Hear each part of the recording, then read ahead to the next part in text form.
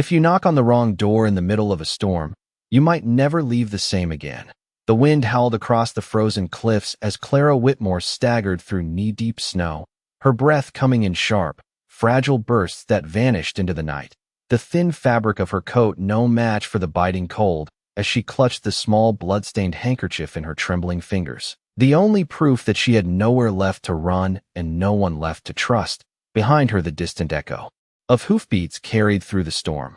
Not close enough to see, but near enough to remind her that stopping meant surrender.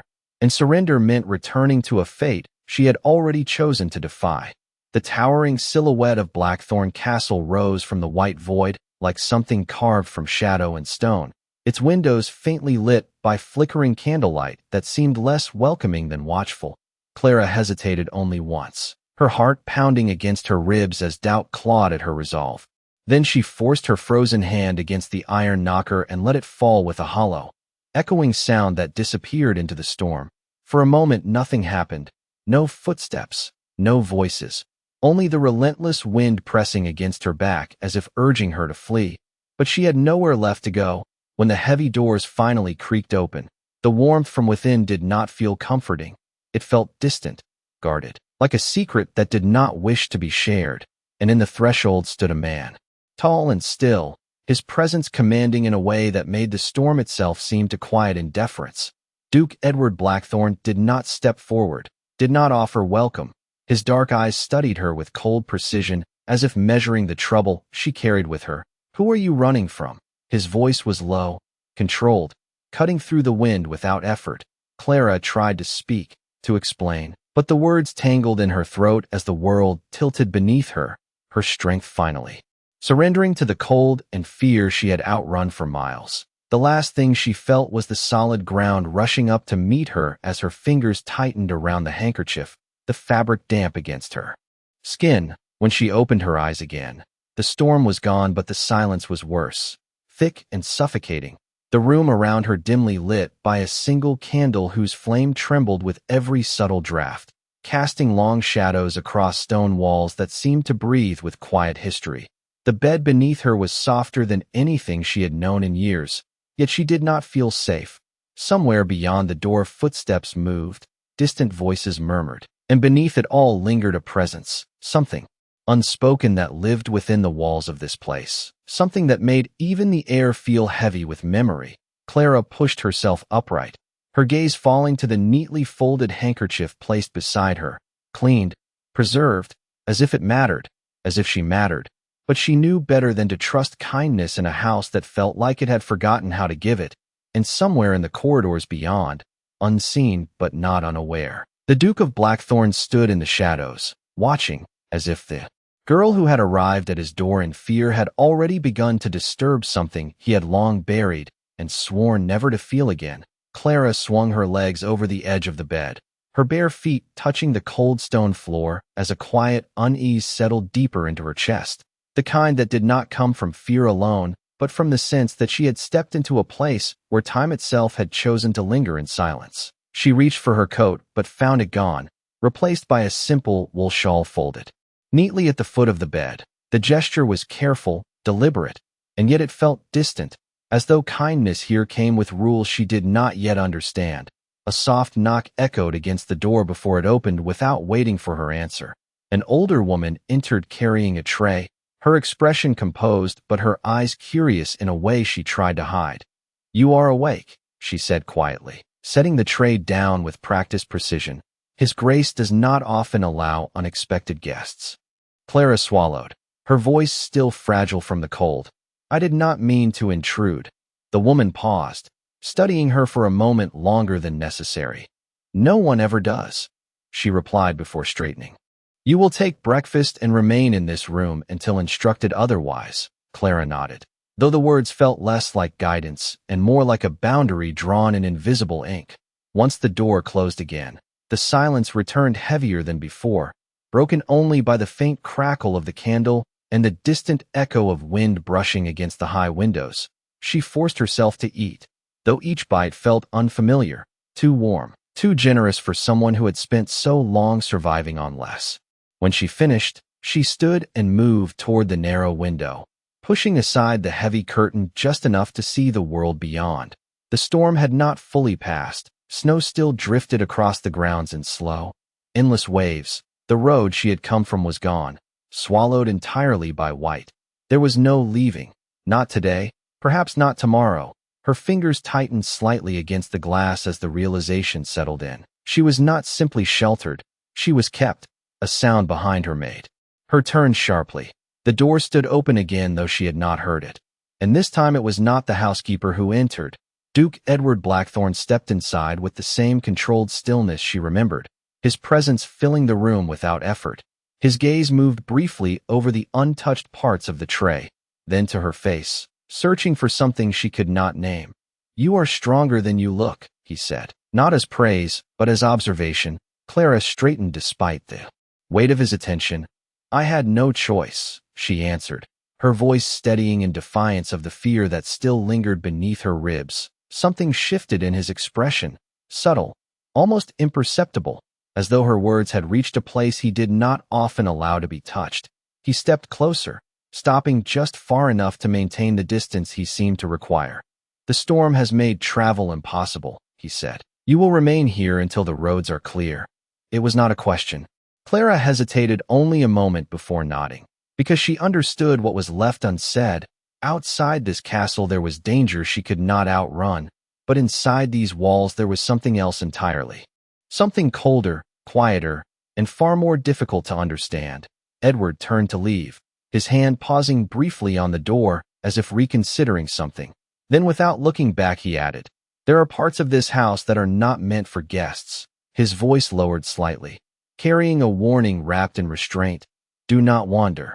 The door closed behind him with a soft, final sound that echoed longer than it should have. Clara stood there, the weight of his words settling around her, like the walls themselves. And though the fire burned steadily and the room held its warmth, she could not shake the feeling that she had not been brought into safety, but into a place where every step forward would uncover something hidden, something waiting, and for reasons she could not yet explain.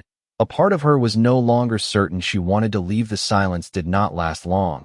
It never truly did in a place like Blackthorn Castle. Even when no voices spoke, the walls seemed to carry whispers of what had been and what refused to be forgotten. Clara tried to remain where she was as instructed. She truly did. But time moved differently in that room, each minute stretching until it pressed against her thoughts, and curiosity began to weave itself into the edges of her caution. She told herself it was only to find air, only to understand the place where she had been brought, nothing more. The corridor beyond her door was dimly lit by tall candles set into iron holders along the stone walls, their flames flickering in uneven rhythms as if disturbed by breaths no one could see. Her steps were careful, almost silent, yet each one seemed louder than it should have been, echoing faintly into the distance as though announcing her presence to something unseen. The castle was larger than she had imagined from the outside, the ceilings high, the passageways stretching into shadows that swallowed detail and returned only shapes. Portraits lined the walls, their subjects frozen, in expressions that felt too aware, too knowing. Clara avoided their eyes as she moved forward, her fingers brushing lightly against the cold stone as if grounding herself in something real. Then she heard it, a sound so soft she almost thought it part of the wind, a faint, uneven breath, followed by the slightest creak of movement. She stopped, her heart tightening as she turned toward the source. A narrow door stood slightly ajar at the end of the corridor, darker than the walls around it, as though it belonged to a part of the house that did not wish to be seen. She remembered the warning, "Do not wander, do not enter where you are not meant to be." Yet something in that quiet sound was not threatening. It was fragile, uncertain, like something waiting rather than hiding. Clara hesitated only a moment before moving closer, each step pulling her deeper into a choice she could not undo. When she reached the door, she paused, her hand hovering before she gently pushed it open just enough to see inside. The room was small compared to the others she had passed, lit only by the faint glow of a dying fire. And there, near the hearth, sat a child, no older than 6, her small frame curled inward as if trying to take up less space than she deserved. A porcelain doll lay broken beside her, one arm detached and resting on the floor, The child did not look up immediately, her gaze fixed somewhere distant, somewhere far beyond the room itself. Clara stepped inside without thinking, the door closing softly behind her.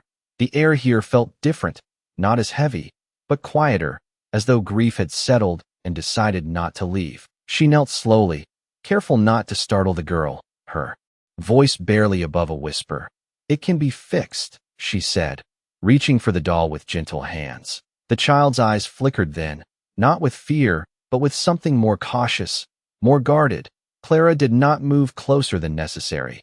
She simply began to mend the broken piece with the small pin she found at the edge of the hearth, her fingers steady despite the cold that still lingered in her bones. Time passed without words, the silence no longer suffocating but shared, and then, without warning, a small hand reached out, touching the edge of Clara's sleeve as if testing whether she was real. Clara looked up slowly, meeting the child's eyes for the first time, and in that quiet moment something shifted, not loud, not sudden, but undeniable, because for the first time since entering the castle, Clara did not feel like an intruder. She felt seen, and just beyond the doorway, unseen by both of them, a shadow moved slightly, still and watchful, as Duke Edward Blackthorne stood in silence, witnessing a moment he had believed was no longer possible within the walls of his home. The small hand did not pull away. It lingered against Clara's sleeve as though the child was memorizing the feeling of something warm and real, something that did not vanish the moment it was reached for. Clara did not speak. She understood that words here would break something fragile, something that had taken longer than a moment to form. Instead, she finished securing the doll's arm, her fingers careful, precise, as if the simple act held more weight than it should have.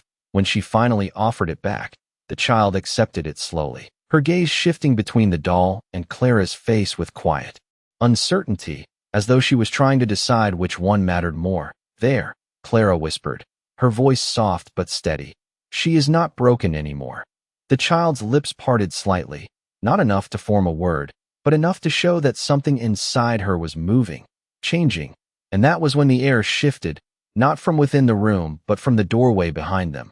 Clara felt it before she saw it, that subtle tightening of space that came when someone entered without making a sound. She turned slowly, her breath catching as Duke Edward Blackthorne stood there, his expression unreadable, but his presence impossible to ignore. For a moment no one spoke. The silence stretched, heavy with unspoken rules that had just been broken. Clara rose to her feet instinctively, her heart steady but her pulse quickening beneath the weight of his gaze. "I did not intend to disobey," she began, her voice respectful but not pleading. "I heard her," she added, as though that alone might explain everything. Edward's eyes moved past her to the child, taking in the repaired doll, the small hand now clutching it with quiet certainty. Something flickered in his expression, gone almost as quickly as it appeared, but not before Clara noticed it, not before she understood that whatever this place had taken from him, it had not taken everything. "Emily does not receive visitors," he said at last, his tone calm, controlled, but there was something beneath it, something that did not align with simple anger. Clara glanced back at the child, then returned her gaze to him. "She did not seem to mind," she answered gently, not as defiance, but as truth, the kind that could not be softened or hidden. Another silence followed, shorter this time, less rigid, as though something had shifted its position within the room. Edward stepped forward, not toward Clara but toward the hearth, his eyes briefly resting on the fire before returning to the child. "Emily," he said, his voice quieter now, stripped of the sharp edge it had carried before.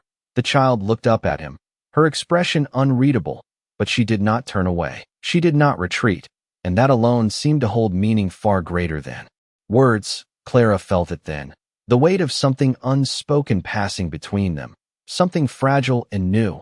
Edward straightened, his posture returning to its usual controlled form, but the moment had already left its mark. "You will return to your room," he said.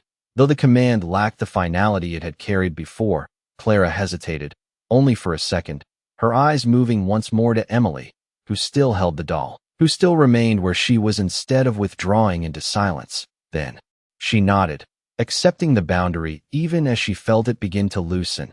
As she moved past him, she felt his presence shift slightly, not blocking her path, not forcing distance, simply existing beside her in a way that was no longer entirely cold. The corridor outside seemed different now, less suffocating, though the shadows had not changed, though the walls remained the same. Clara walked back the way she had come, her steps quieter, her thoughts heavier with something she could not yet name. Behind her, the door to the small room remained open a moment longer before closing softly, and within it, Duke Edward Blackthorne stood watching the child who had not spoken in years, holding a doll that was no longer broken, and for the first time in longer than he cared to remember, he did not turn away immediately. The door closed behind Clara with a softness that felt louder than any command, and yet the echo of that moment did not leave her. It followed her down the corridor like a second presence, quieter but persistent, as if the castle itself had noticed something had changed and had not yet decided what to do with it. When she returned to her room, the fire had been tended, the candle replaced, the tray removed without a trace. Everything restored to order as though she had never left, as though nothing had happened. But Clara stood in the center of the room and knew that was not true. She could still feel the small weight of the child's hand against her sleeve, still see the way those quiet eyes had watched her, not with fear, but with something closer to hope, fragile and unfamiliar. She moved slowly toward the window, her fingers brushing aside the curtain once more. The storm had softened but not vanished. The world beyond remained distant, unreachable, and for the first time she realized that the danger she had fled felt less immediate than the uncertainty she now faced within these walls. A soft knock came again, more deliberate this time, and when the door opened, the housekeeper returned. Though her expression was no longer neutral, there was something else there now, something measured, something observant. "His Grace wishes for you to join him for supper," she said, her tone carefully composed. Clara turned, surprised not by the invitation but by the shift it implied. "Is that expected?" she asked quietly. The woman paused before answering. "It is unusual," she admitted, and that single word carried more meaning than a longer explanation ever could. Clara nodded slowly, accepting what she did not yet understand. When the housekeeper departed again, she prepared as best she could, smoothing her dress, steadying her breath, reminding herself that, whatever had changed, she remained a guest in a place that did not easily welcome strangers. The dining hall was vast, lit by tall candelabras that cast golden light across a long table set for two. The distance between the chairs greater than necessary, as though even in company the Duke preferred space. Edward Blackthorne was already there, standing near the hearth, his posture composed, his presence as controlled as ever. But when he turned to face her, there was a subtle difference, not in what he showed, but in what he no longer concealed quite as completely. "You found your way back," he said, not unkindly, not warmly, but without the edge that had defined his earlier words. Clara stepped forward, stopping at the chair opposite his. "I was told to remain," she replied, her voice calm, steady. Edward inclined his head slightly, acknowledging both her answer and the choice she had made to follow it this time. The meal was served in quiet precision, each course placed and removed without interruption, yet the silence between them was not empty. It held something new, something unspoken but present. Edward watched her in moments she did not always notice, not with suspicion but with a kind of careful attention, as though trying to understand something that did not fit into the order he had long maintained. "Emily has not allowed anyone near her in 3 years," he said suddenly, his voice low, almost distant. Clara looked up, meeting his gaze without hesitation. "She allowed me," she answered simply, not as a claim but as a truth she would not diminish. Edward's expression shifted again, faint but undeniable. "That is precisely what concerns me," he replied, though there was no real disapproval in his tone, only a quiet unrest. Clara studied him for a moment, seeing past the title, past the distance he kept so carefully in place, and for the first time she understood that the silence in this castle did not come from emptiness. It came from something that had been lost and never replaced, something he had chosen not to face. "Perhaps she was not waiting for permission," Clara said softly. "Perhaps she was waiting for someone who would not leave." The words settled between them, heavier than the quiet that followed. Edward did not respond immediately, his gaze shifting briefly to the fire as if the answer he might have given belonged somewhere else, somewhere he had not yet allowed himself to return, and in that moment Clara realized that whatever she had stepped into, it was not simply a refuge from the storm. It was a place where something long buried had begun, slowly and unwillingly. To awaken, the fire had burned lower by the time Clara returned to her room, its glow softer now, less certain, as though even the flames had begun to tire of holding back the cold that lingered beyond the walls. She closed the door behind her and stood still for a moment, the quiet wrapping around her once more. But it no longer felt the same as before. It was no longer empty. It carried echoes of voices, of glances, of something shifting beneath the surface of a place that had remained unchanged for far too long. She moved slowly toward the chair near the window, her fingers brushing against the worn fabric as she lowered herself into it, her thoughts returning again and again to the dining hall, to the way Edward had spoken, not as a man indifferent, but as one unsettled by something he could not yet control, and she wondered, not for the first time, what had been taken from him to leave such silence behind. The candle flickered as a draft passed through the room, subtle but persistent, drawing her attention toward the door she had not noticed before, smaller than the main entrance, set into the far wall and nearly hidden by shadow. It was not locked, only closed. As though it had been forgotten rather than forbidden, Clara hesitated, remembering the warning, remembering the weight behind it. But something about the house no longer felt like a place that could be understood by following rules alone. Slowly, carefully, she rose and crossed the room, her hand pausing just before touching the handle. The metal was cold beneath her fingers as she turned it, the door opening with a soft, reluctant sound that seemed louder than it should have been in the stillness. Beyond it lay a narrow passage, unlit, the air cooler, carrying a faint scent of old wood and something else she could not name, not unpleasant, but heavy with memory. She stepped inside, her movements quiet, guided more by instinct than certainty. The passage led to a small landing overlooking a part of the castle she had not yet seen, a corridor below where a single lamp burned, casting long shadows that stretched across the stone floor like silent watchers. And there, at the far end, she saw him. Edward stood alone, his back partially turned, one hand resting against the wall beside a large framed portrait covered in dark cloth, his posture rigid, unmoving, as though he had come there not to look, but to remember without seeing. Clara did not intend to intrude. Yet she found herself unable to retreat. Something about the stillness of that moment held her in place. Then, slowly, he reached up and drew the cloth aside just enough to reveal the edge of the painting beneath. Not the full image, only a glimpse, a pale hand, delicate, resting against a darker background, the suggestion of a presence rather than its entirety. Edward's shoulders tightened slightly, and though his face remained unseen, the tension in his stance spoke more clearly than expression ever could. Clara felt it then, the quiet gravity of grief not expressed but endured, not shared but carried alone. And in that instant she understood that the silence of this castle was not absence. It was protection, a barrier built carefully, deliberately, to keep something from breaking again.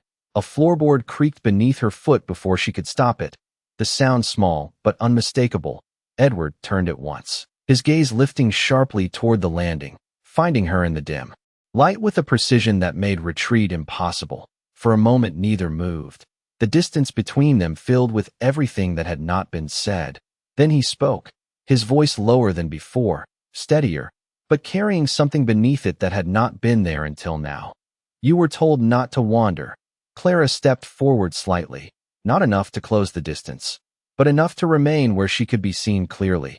"I was," she answered, her voice calm, though her heart had begun to beat more quickly. "But you were not meant to be seen like this either." The words left her before she could reconsider them, not as accusation, but as quiet truth. Edward's expression changed, not with anger, but with something far more complicated, something that suggested she had crossed a line he had not expected anyone to reach. And yet, for the first time since she had arrived, he did not immediately close that distance again.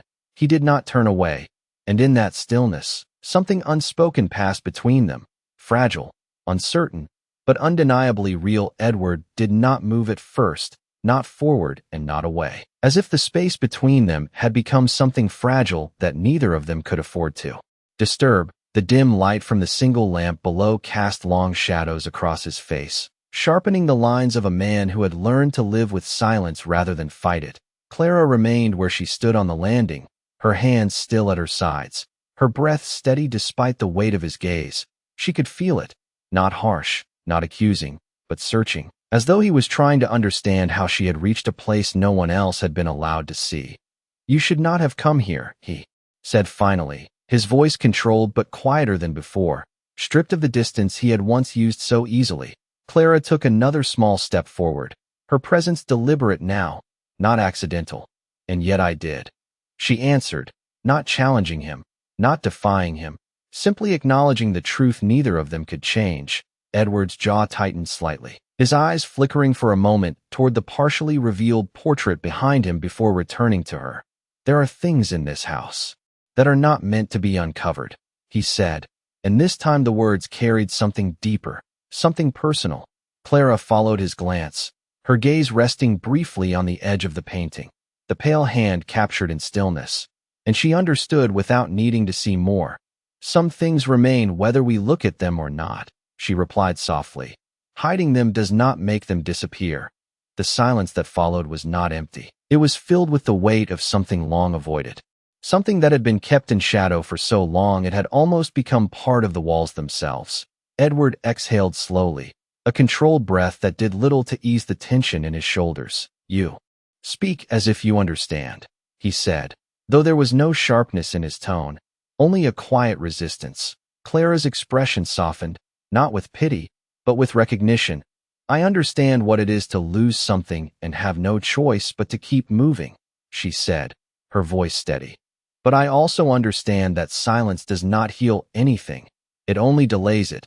Edward's gaze held hers then, longer than before, as if measuring the truth of her words against something buried within him.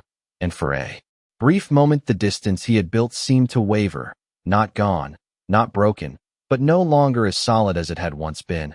A faint sound echoed from below, a door closing somewhere deep within the castle, the world continuing beyond this suspended moment. Edward straightened slightly, the familiar control returning to his posture, but it did not erase what had just passed between them. "You will return to your room," he said again, though this time it was quieter, less like a command and more like a boundary he was trying to restore. Clara nodded, understanding more than he had said. As she turned to leave, her steps slow, she paused just once, her voice carrying back to him without hesitation. She would not want to be remembered in silence. The words were simple, but they settled into the space with a quiet certainty that could not be ignored. Edward did not answer, but he did not move to cover the portrait again either. Clara descended the narrow passage and returned to her room, her thoughts no longer tangled in uncertainty, but shaped by something clearer, something that told her she had not been brought here by accident alone. And behind her, in the dim corridor where shadows lingered longer than light, Edward Blackthorne remained standing before the uncovered edge of a memory he had spent years avoiding, his hand lowering slowly to his side as if for the first time he was no longer certain that keeping it hidden was the same as keeping it safe. Morning did not arrive. In the usual way, there was no sunlight spilling across the stone walls, no warmth to soften the edges of the night that had lingered too long. Instead, the castle woke slowly, as if it had never truly slept. Clara stood by the window wrapped in the wool shawl, watching the pale gray sky stretch endlessly over the snow-covered grounds. The storm had quieted, but the world remained distant, unreachable. Yet something inside her felt less trapped than before, as though the walls that once pressed inward had shifted just enough to let her breathe. A soft knock came at the door, lighter than before, almost hesitant. And when Clara opened it, she found no servant waiting, only a small figure, standing in the corridor, still and uncertain. Emily held the repaired doll close to her chest, her fingers curled tightly around it, as if it might vanish if she loosened her grip. Clara lowered herself slightly to meet her at eye level, her voice gentle, careful not to disturb the fragile courage it must have taken for the child to come here alone. "Good morning," she said, and though Emily did not respond with words, she did not turn away either. She stepped forward instead, just one small step, but it was enough. Clara moved aside, allowing her into the room, closing the door quietly behind them. The silence that followed was not empty. It was shared. And for the first time since arriving, Clara did not feel like she was trespassing. She sat beside the small table and reached for a piece of thread left from the night before, adjusting the doll's sleeve where the stitching could be made stronger.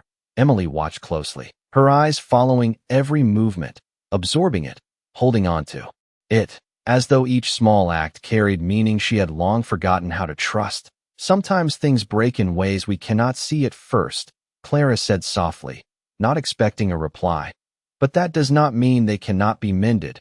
Emily's gaze lifted then, meeting Clara's with a quiet intensity that held more understanding than her silence suggested, and for a moment it felt as though the room itself had shifted, as though something long absent had returned. Somewhere beyond the door, footsteps paused, not entering, not interrupting, but listening.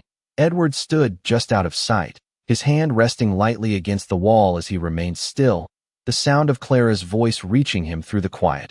Not loud, not demanding, but steady, consistent, the kind of presence that did not force change but allowed it.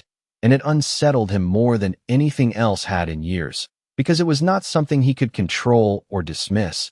It was something that simply existed, and it was beginning to take root where nothing had grown for far too long. Inside the room, Clara finished securing the thread and handed the doll back, her fingers brushing briefly against Emily's, and this time the child did not pull away. She held the contact for a fraction longer, then turned slightly, her small hand reaching toward Clara's sleeve again, not asking, not speaking, but seeking. Clara did not hesitate. She let her hand rest there, steady and warm, and in that quiet moment, something changed again, not loudly, not dramatically, but undeniably, because for the first time since the castle had fallen into silence, it was no longer holding its breath, and just beyond the door, Edward closed his eyes briefly, as if acknowledging something he had tried for years to deny, something he could no longer pretend was not happening. The storm outside had passed, but something far more difficult had only just begun. The quiet in the room did not break when the door finally opened. It only shifted, stretching to make space for something inevitable as Edward stepped inside, his presence no longer hidden in the corridor, but fully revealed within the fragile moment Clara and Emily had created.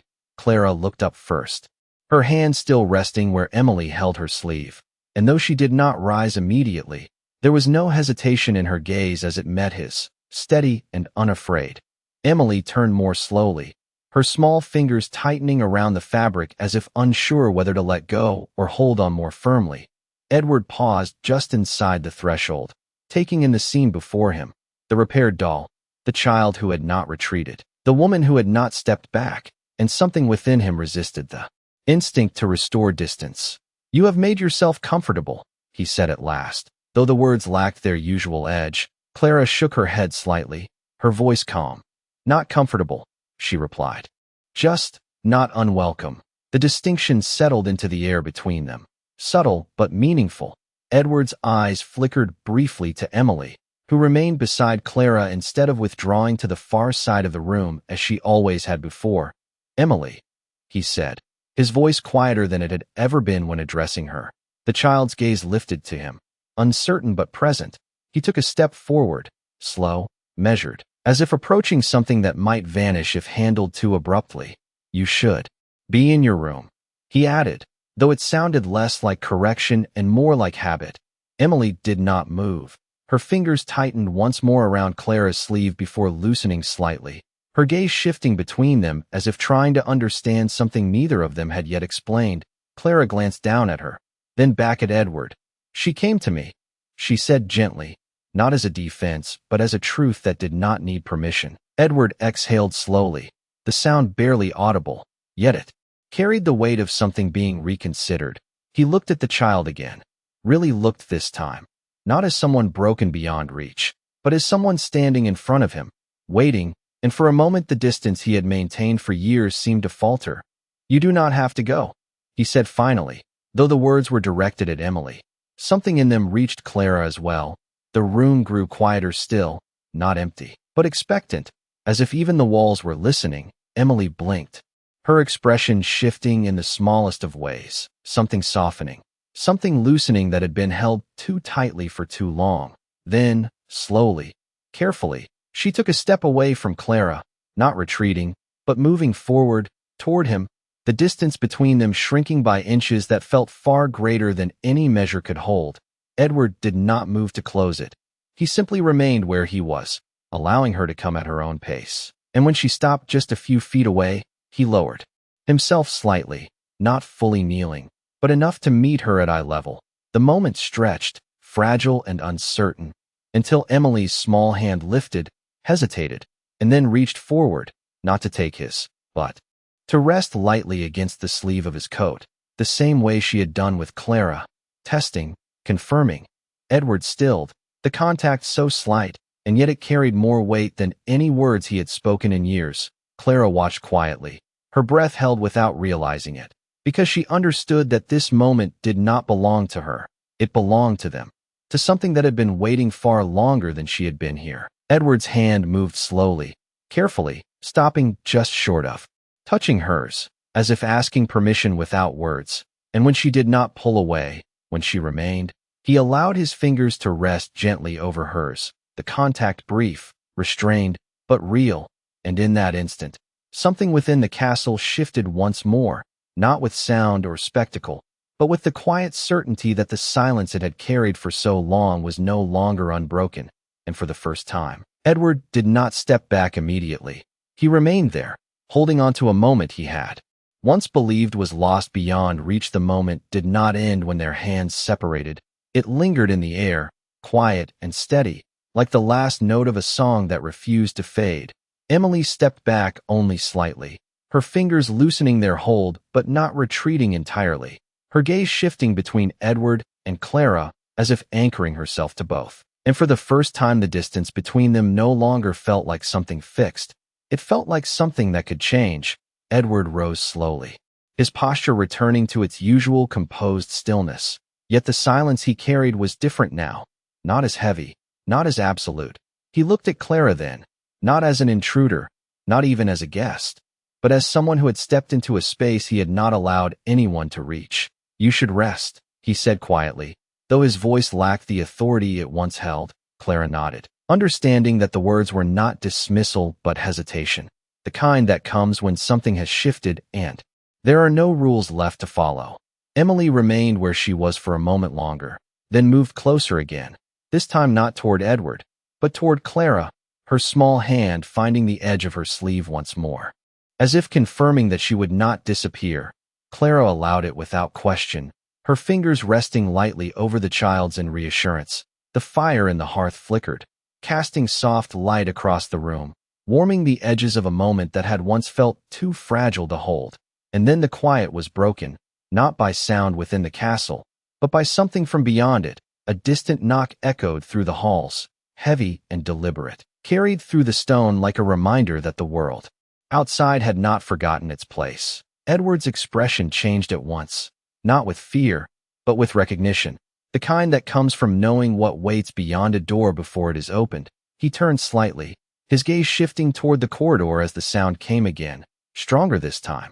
Clara felt it then, the shift in the air, the return of something that did not belong to the fragile peace they had just begun to build. Emily's grip tightened instinctively, her small frame leaning closer. As if sensing the change without understanding it, Edward stepped toward the door, his movements controlled, deliberate. But there was a tension now that had not been there before. "Stay here," he said, his voice firm again, though not cold. Clara met his gaze, reading what he did not say, and for the first time she did not feel like someone who had no place to stand. She nodded, not because she was told, but because she understood. Edward left without another word, the door closing behind him. With a quiet finality that did not settle easily, the silence that followed was no longer calm. It was waiting. Clara knelt beside Emily, her hand steady against the child's shoulder, listening as distant voices began to rise and fall in the corridors below. Too far to understand, but close enough to matter. The knock came again, louder now, followed by the unmistakable sound of the main doors opening. And though Clara could not hear the words that followed, she felt them in the stillness that came after, heavy and unyielding, like something that had arrived not to be welcomed, but to take.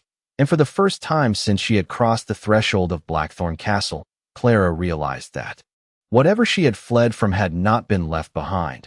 It had simply taken a longer path to find her again, and somewhere beyond the walls of the room, Edward Blackthorne stood facing it, no longer alone. Whether he wished it or not, the voices below did not rise in chaos. They did not echo with anger or urgency, and that made them far more unsettling, because they carried control, the kind that belonged to someone who believed they had the right to stand where they were. Clara remained still, beside Emily, her hand steady against the child's shoulder, though her thoughts had begun to move faster, sharper, piecing together what she had hoped would not follow her here. The door remained closed, yet the silence beyond it felt thinner now, as if the distance between her and whatever had arrived was narrowing with each passing second. Emily looked up at her, her eyes searching, uncertain, and Clara forced a small, reassuring breath. "It is all right," she whispered, though the words felt fragile even as she spoke them. She did not release her hand. She did not step away, because she understood that leaving now would mean breaking something that had only just begun to mend, and she would not be the one to do that. Beyond the corridor, Edward stood in the great hall, his posture composed, his presence unchanged in the way it had always been when faced with matters of the outside world. Yet something within him was no longer untouched by what waited upstairs. Lord Victor Harrow did not bow as deeply as protocol demanded, his expression carefully arranged into something that resembled courtesy, but carried none of its sincerity. "Your Grace," he said, his voice smooth, measured, "I believe you are hosting someone who belongs elsewhere." Edward's gaze remained steady, unyielding. "You believe incorrectly," he replied, his tone calm, leaving no space for interpretation. Harrow's lips curved slightly, not quite a smile, more a recognition of resistance. "A young woman, Clara Whitmore," he continued, as though stating a fact that could not be denied. "She is under my guardianship, and her absence has caused concern." Edward did not react immediately, but the stillness around him shifted, tightening, as if the air itself had drawn a boundary. "Concern does not grant you access to my home," he said, his voice quieter now, but no less firm. Harrow took a slow step forward, his hands clasped behind his back in a gesture that suggested patience rather than challenge. "It grants me reason," he answered, "and reason, as you know, is often enough." The exchange did not rise in volume. It did not need to, because the tension between them carried more weight than raised voices ever could. Edward's gaze did not waver, but something behind it had sharpened, not with anger, but with decision. "This house does not answer to your reasons," he said, and for the first time there was no distance in his tone, no restraint, only quiet certainty. Harrow studied him for a moment longer, as though measuring the line he had just encountered, and then he inclined his head slightly, not in surrender, but in acknowledgement of a game that had changed. "Then perhaps it will answer to truth," he said, his voice lowering just enough to carry intention. "She is not here by right, and you know it." Above them, Clara felt the shift without hearing the words, the sense of something closing in, something reaching for her across the walls that had briefly held it back. Emily's grip tightened again, and this time Clara did not try to reassure her with words. She simply held on, because she understood now that whatever had followed her here was not something that could be ignored or avoided. It had arrived with purpose, and somewhere below, Edward Blackthorne stood between it and everything that had begun to change, no longer untouched, no longer removed, but standing in a place where silence was no longer enough to protect what mattered. Edward did not respond to the last remark immediately, and that silence was not hesitation, it was choice, deliberate and measured, as if he was deciding not only what to say, but what he was willing to stand for. The fire behind him cast a steady glow against the high walls of the great hall, illuminating nothing but the distance between two men who understood power in very different ways. "You mistake presence for possession," Edward said at last, his voice calm but carrying a weight that did not invite contradiction. Lord Harrow's expression did not change, but there was a flicker in his eyes, something sharper now, something less patient. "And you mistake kindness for authority," he replied, the words smooth but edged with something that lingered beneath the surface. Edward stepped forward then, not abruptly, not aggressively, but with a quiet certainty that shifted the balance of the room without raising his voice. "You have said enough," he said, and there was no question in it. No room for further interpretation. Harrow studied him, measuring the space that had just been drawn, the line that had not been there before, and for a moment the air between them seemed to hold still, as though waiting to see which direction it would move. Above them, Clara felt the change before she heard it, the subtle shift in the tone of voices. The way silence followed not from uncertainty, but from resolution. She stood slowly, her hand still within Emily's, and this time she did not remain in place. She moved toward the door, each step quiet but certain, because she understood now that waiting would not protect anyone. The corridor stretched before her, dim and watchful, but she did not hesitate. She followed the faint echo of voices down the stone hall. Emily remained where she was at first, her fingers lingering in empty space before she took a step forward as well, small, careful, but unwilling to be left behind. Again, Clara reached the top of the staircase just as the silence below settled into something final. She paused there, her figure framed by the dim light above, not hidden, not retreating, simply present. Edward saw her at once, his gaze lifting with a clarity that held no surprise, only recognition, as though some part of him had expected this moment. Harrow turned as well, his eyes narrowing slightly as he took in the sight of her, not with relief, not with concern, but with calculation. "There you are," he said, as though her presence confirmed something he had already decided. Clara descended slowly, her steps steady despite the weight of his attention. She stopped beside Edward, not behind him, not hidden, but standing in a place that acknowledged what had already changed. "I am not leaving," she said, her voice calm, not raised, but it carried further than any argument could have. Harrow's lips curved again, though this time the expression did not reach his eyes. "That is not your decision to make," he replied, but the certainty in his tone had shifted, not gone, but no longer absolute. Edward did not look at her, not immediately, but his presence beside her changed, not in posture, but in intent. "It is," he said quietly, and the words did not belong to Clara alone. They belonged to him as well, to a choice he had not allowed himself to make before. Harrow's gaze moved between them, something in his expression tightening, not with anger, but with recognition that the balance he had expected was no longer his to control. The silence that followed was not empty, it was decisive, and for the first time since he had arrived, Harrow did not step forward, he did not press further. He inclined his head slightly, not in agreement, but in acknowledgement of a line he would not cross today. "Very well," he said, his voice measured, though something colder lingered beneath it. "We will revisit this." And with that, he turned, not hurried, not forced, but leaving with the same controlled presence he had brought with him. The doors closed behind him with a sound that echoed longer than it should have, and when the silence returned, it was no longer the same. Clara remained where she stood, her breath steady, though her heart had not yet slowed. Edward turned to her then, fully this time, and in his gaze there was no distance left, no cold restraint, only something quiet and undeniable that had taken root without permission and would not be undone. The echo of the closing doors lingered longer than the sound itself, settling into the high ceilings and stone walls as if the castle needed time to accept what had just taken place. Clara remained still at the foot of the stairs, her presence no longer uncertain, no longer temporary, and yet the weight of what had changed pressed gently against her chest, not with fear, but with something deeper, something steadier. Edward did not move away from her, not immediately, his gaze resting on her with a quiet intensity that no longer hid behind distance or formality. The great hall, once vast and cold, seemed different now, not smaller, but less empty, as though something within it had shifted and would not return to what it had been. For a moment neither of them spoke, the silence no longer uncomfortable, no longer guarded, but filled with understanding that did not require words. Then Edward stepped closer, not enough to invade her space, but enough to acknowledge it, to stand within it without retreat. "You should not have had to face him again," he said quietly, his voice carrying something new, something that had not been there before, not obligation, not duty, but concern that did not ask permission to exist.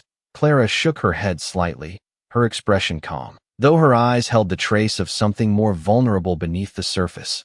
"I did not face him alone," she replied, and the words settled between them with a quiet certainty that neither of them could deny.